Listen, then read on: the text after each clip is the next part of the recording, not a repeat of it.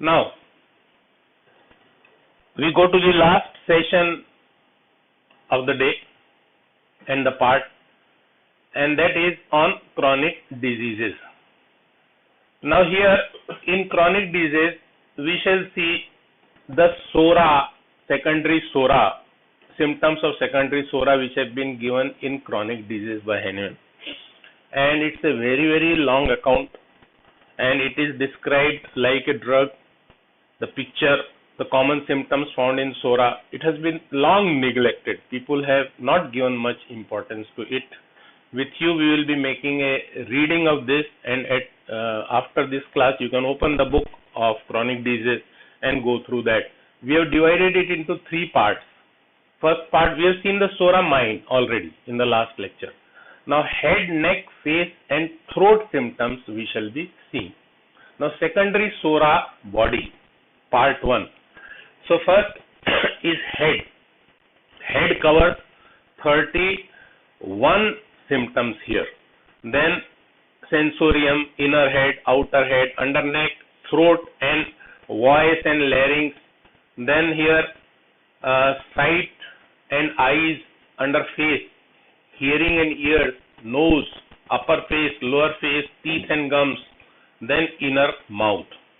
Now let us see the head symptoms first. Sensorium, vertigo, reeling while walking, head as if reels while walking, then vertigo when closing the eyes, everything seems to turn around with him. He is at the same time seized with nausea, vertigo turning around briskly, then as if there was a jerk in head, vertigo with frequent eructations, vertigo even when looking down on the level ground or when looking upwards by movements, then while walking on a road not enclosed on either side, open road, then on an open plain.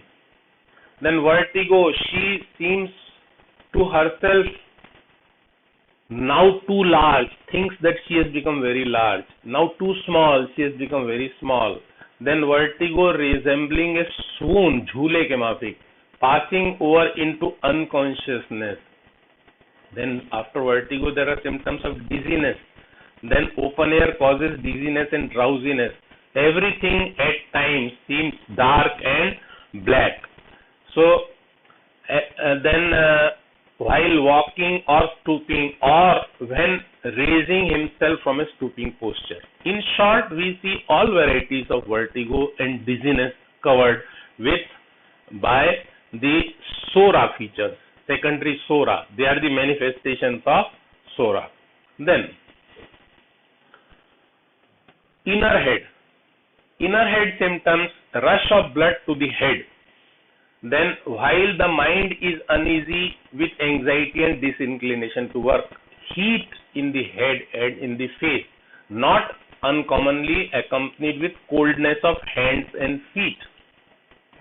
Then a cold pressure on top of head, usually accompanied with anxiety, headache, a dull pain in the morning immediately on waking up or in the afternoon when walking rapidly or speaking loudly. Then under this we find one very big symptom, which is a description, in fact, headache on one side with a certain periodicity. That is like migraine, no? More frequently during full moon, during new moon also, aggravation in full moon and new moon is a psoric feature. Or after mental excitement, after a cold pressure or other pain on top of head or inside of it, or a boring pain over one of the eyes. And a long description has been given for this, that at the same time great internal disquiet or anxiety. And this description is worth reading, that scanty evacuation attended with anxiety, heaviness of limbs. So this shows how carefully the observations were made by Henneman in describing the totality, the total picture.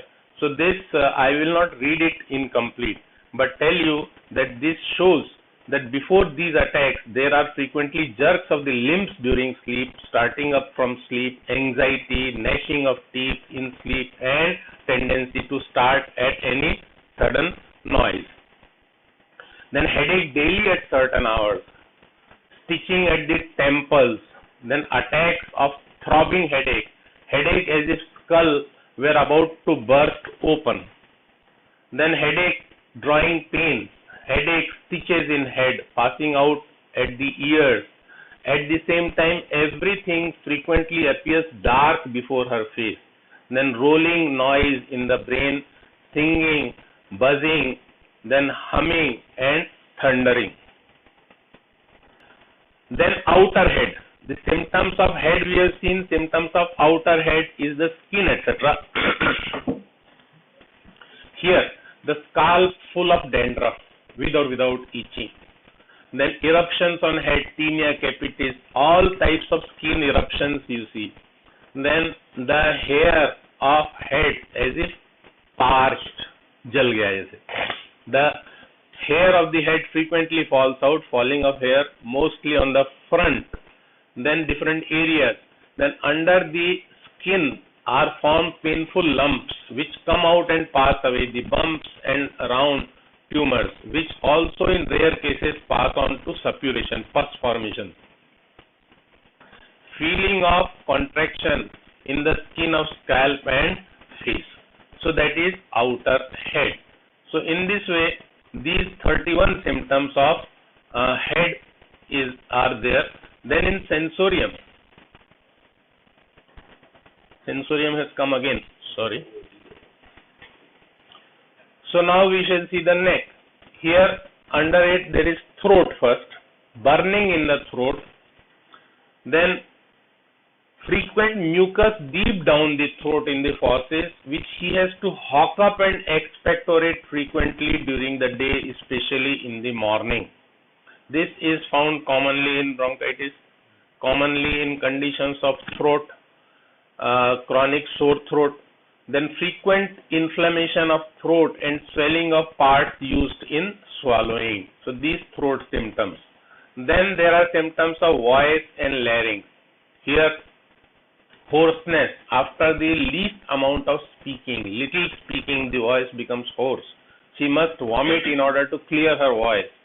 Then hoarseness, also sometimes aphony, that is the voice is loss of voice, aphony. She cannot speak loud but must whisper as a result after a slight cold. So that is causticum symptom, phosphorus symptom we say. But then also remember, in a chronic case, these are the symptoms of secondary Psora.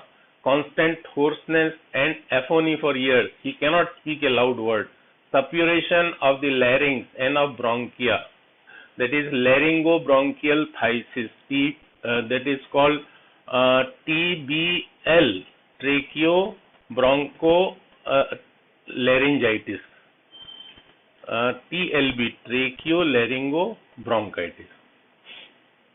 Then inflammation of larynx, croup, cannot take place with any child who is free from Psora. That means latent Psora is there behind this tendency to catch cold. Hoarseness and catarrh very often or almost constantly. His chest is continually affected. Then we go to the symptoms of face. Under face, there is sight and eyes, that is eyes. Eye symptoms, passive pain in eyes, especially late in the evening. He must shut them, must close the eyes.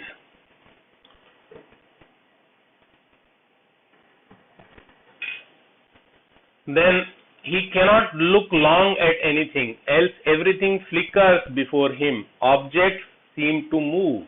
The eyelids, especially in the morning, are as if closed. So now these symptoms of eyes we see, eyelids, then different conjunctivitis, ophthalmias, chronic involvement of eyes. The basic features are to be studied, and this is the precise reason why Henneman's Materia Medica and the descriptions are applicable even today. Had he used the names of the diseases, then all this would have become outdated, because the names of the diseases change. But the description of these symptoms, this remains same. the features of the symptoms remain same. And now it is for you to apply your current medical knowledge, CMK, and to find its application. The eyes are most sensitive to daylight, they are pained by it and close involuntarily, usually with more or less inflammation. Then sensation of cold in the eyes, the canthi, that is the corners, angles, are full of pus-like mucus, which was called eye gum at that time. The edges of the eyelids are full of dry mucus. On the edges of the eyelids, inflammation of single meibomian gland or of several of them. Then further in the eyes, inflammation of eyes of various kinds. The fistula lacrimalis, that is the fistula here in infant, in child, which is from birth, congenital fistula, has probably never any other cause than the itch disease, that is Psora. Then yellowness around the eyes, yellowness of the white of the eye, that is conjunctivitis, or grey color of the same. Now here yellowness of white of the eyes is not jaundice. Here he describes the color, the pale color of the eye. Then dim opaque spots on the cornea, even without having had any previous inflammation of eyes. Dropsy of the eye, that is swelling of the eye. Obscuration of the crystalline lens, which is cataract. In fact, for cataract, there have been prescriptions of homeopathy, and people have treated that. We hardly have any, I do not have any experience of treating cataract cases, and I have not taken the treatments because the reason is cataract at a particular age is a normal process and that cannot be reversed, and with the current knowledge of medicine and surgery, it is usually fair to go for this surgery. Right. Then obscuration of this lens, then squinting, far-sightedness, short-sightedness, that is refractive errors. Then further eye symptoms we see false vision, sees objects double or manifold or half of them. They many times indicate the lesions in the brain. Before his eyes there are floating as if flies, etc. That is, some obstacle is there. The eyes seem to look through a veil or a mist. The sight becomes dim at certain times. Night blindedness. Then blindness by day. Amaurosis. Amaurosis is blindness due to some organic cause. So all these pictures are found in secondary Psora. Then ears. Then let us see these ears. Under ears we find the symptoms. Hearing is excessively irritated and sensitive. She cannot bear to hear a bell ring without trembling. So this is in fact deafness, partial or complete. Then secondly, the sounds which come, that is called tinnitus. So different sounds are coming into the ear. Patients come to us for this condition and we find the result of homeopathic remedies, antipsoric treatment in these conditions. There are stitches in the ear outwardly, especially while walking in the open air, crawling sensation and itching in the ear, dryness of ear, running from ear of thin, usually ill-smelling pus, cerumen or pus. Then pulsation in the ear, various sounds and noises in the ear that is what is tinnitus, such as clinking, rushing, seething, roaring, humming, chirping, ringing, drumming, thundering, whizzing, fluttering, murmuring, etc. So it is the description of the patient which is given. You may note that description, but in a word you can write it as tinnitus, that is the noises in the ear, and that is a psoric feature. Deafness of various degrees, even up to total deafness, either partial deafness or total deafness, with or without noises in the ear, with tinnitus or without tinnitus, occasionally worse according to the weather. Then nose symptoms we see. Under nose symptoms, epistaxis more or less profusely, more or less frequently, that is profuse, more in quantity, as well as frequently, more often. Then the nostrils as if stopped up, blocked nostrils, either one or both or alternately, first one, then the other. Often there is only sensation of being stopped up while the air can be freely drawn through it. There is a stopping but not complete blockage. So that is what is commonly found in cold. Sensation of dryness in the nose, then troublesome even when the air passes freely. Polyp of the nose is usually with the loss of power of smell. Then these may extend also through the nasal passages into the fauces. So these polyps are psoric symptoms. Then sense of smell is weak and lost. Sense of smell is perverted. For example, smell of manure, that is cow dung, or some other peculiar smell is in the nose. Too violent sensation of smell, acute sensation of smell, higher and highest sensitiveness for even imperceptible odors. Now here remember one thing, that if the patient says that some smell comes to him which does not come to anybody else, then this is not only a symptom, it is not a symptom of nose alone. It is called hallucination. And many times this hallucination is an indication of schizophrenia, psychosis, where patient smells something, especially the smell of a stool. If this smell of a stool comes, then that is really a very horrible thing. Then too violent sensation of smell, we have seen, imperceptible odors, fetid smell in the nose, nostrils frequently ulcerated, surrounded with pimples and scabs. Further, we see scabs in the nose, discharges of pus, sometimes also discharge of acrid mucus from the nose. Then smelling and redness of nose or tip of nose, frequent or continuous, under nose or on upper lip, long-lasting scabs or itching pimples. Coryza at once, suddenly, when comes in open air. Dry coryza.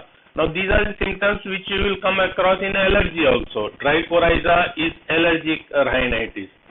Then frequent coryza at the least taking of cold. Fluent coryza, he cannot take cold even though there have been strong premonitory symptoms of it. Earlier days, many people used to think that occasionally if there is cold, then that is very good, and those persons who do not have cold, they are possibly having some problems. That was a concept. So possibly this is related to that particular feeling that there are symptoms of cold, but cold does not develop. In our practice, we do not find any interpretation of this in day-to-day practice, but maybe that this has to do with the cold defense mechanism. That is, that cold is a sign which patients have a normal sensation. Normally people do not take remedies for cold. You find that many people say, nahi, cold ho gaya hai, 2-3 din mein apne aap theek ho jayega, it will become all right. And we also describe it as an indisposition. So possibly it has got to do with that particular concept. Then after that, we go to face symptoms. Upper face, symptoms of the upper face, that is above the maxilla, and that is frequent redness of face and heat. He at times also becomes quite weak and weary from it, or anxious from the redness of the face. Allergic manifestation, now you can interpret allergy, itching, etc. Perspires on the upper part of body. Eyes at times become dim. Everything becomes black before his eyes. His mind is sad. His head also feels as if too full with burning in the temples. Then yellowish, yellow color of the face. Sallow, yellow complexion. Erysipelas of the face, allergic manifestation. In some cases with much fever, also at times with burning, itching, stinging, watery blisters on the face which turn into scabs. Then paleness of various spots in the face, the cheeks, cheekbones, the lower jaw when touched while chewing, as if festering inwardly.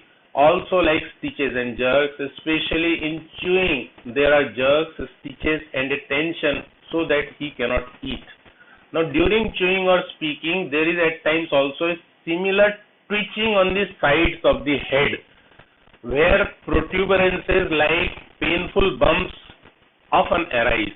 When the pain is still more unbearable and at times combined with a burning pain, it is called Fothergill's pain on the face. This is an old term now, a type of pain in the face which is associated with allergic skin manifestations and painfulness. It can be also a feature of tic douloureux, that is trigeminal neuralgia. In trigeminal neuralgia also you have got this type of thing. Then lower face. So lower face is here covered swelling of the parotid glands.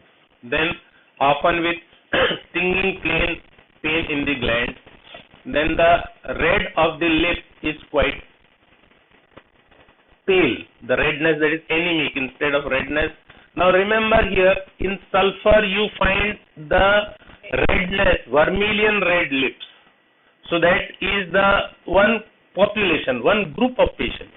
Then there is red of the lips is very pale, that is seen in anemia, that is another group of patients. So we have to conceptualize like that. The red of the lips is dry, scabby, then swelling of lips, especially the upper lip.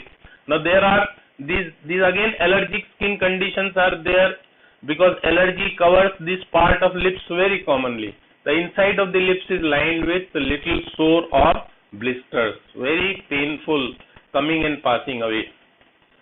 Then cutaneous eruption on beard, that is barber's itch. Then eruptions on face of innumerable kinds. All varieties of eruptions of face are covered like milk rust, pimples, blotches, herpes, carcinomatous ulcers of the nose, lips and face, also called cancer, with burning and stinging pain. Then we go to glands of the lower jaw are swollen, sometimes passing over into chronic suppuration. That is, these are in fact the tendencies, these tendencies of glands etc. are associated because lymphatic drainage is there in the neck. So adenopathy, that is described as cervical adenopathy. Glandular swellings down the side of the neck. Then we go to teeth and gums. Gums bleed at slightest touch. Now that is a dentist area. In fact, gums, the external or the internal painful as if from wounds. Gums recession, leaving the front teeth, all these symptoms are dental symptoms where the gums are weak and the weak gums are strengthened. Then gnashing of teeth during sleep, that is a symptom associated with worms, ascaris. And ascaris and worms is a psoric feature. Looseness of teeth, many kinds of deterioration of teeth even without toothache. Toothache of innumerable varieties with varying causes of excitation. Then she cannot remain in bed at night owing to toothache. That is, toothache is aggravated at night. Then we come to taste, speech and tongue. Tongue symptoms and speech symptoms. On tongue, painful blisters and sore places. Soreness of the tongue. White coated, white or furred white. Tongue is pale, bluish white. Tongue full of deep furrows here and there as if from above. Dry tongue, sensation of dryness on the tongue even while it is properly moist. Tongue is moist, but the patient has a sensation that it is a dry tongue. Then stuttering, stammering, also at times sudden attacks of inability to speak. On the inside of cheeks, painful blisters or sores. Then flow of blood from the mouth, often So that is taste, speech and tongue symptoms. Then finally we go to inner mouth symptoms. The symptoms of inner mouth: sensation of dryness of the whole internal mouth or merely in spots or deep down the throat. Now here, chiefly on waking up at night or in the morning with or without thirst, with a great deal of dryness of throat, often a pricking pain in swallowing. Then bad smell from the mouth, constant flow of saliva, especially while speaking, particularly in the morning. Now as soon as there is more saliva, we think of Merksol, but that is not correct. Continual spitting of saliva, insipid, slimy, that is like chune ke jaisa, slimy taste in the mouth. Then intolerably sweet taste in mouth. This sweet taste in mouth is also very irritating, and that is described as renula, and almost constantly. Bitter taste in mouth, these are two opposite things. Now you will say, how is it, sir? Either it should be, say, sweet or it should be bitter. How is it both? No, there are populations, there are symptomatologies, there are applications of this. Sourish and sour taste in mouth. Rarely and offensively sweet taste in mouth, even without eating or drinking. So all different sensations of taste, putrid and fetid taste in mouth. Then bad smell in the mouth, sometimes mouldy, then sometimes putrid like old cheese or like fetid food sweat. In short, offensive, bad smell from the mouth. So that completes our description of secondary Psora part 1. And if there are any questions, you can ask them.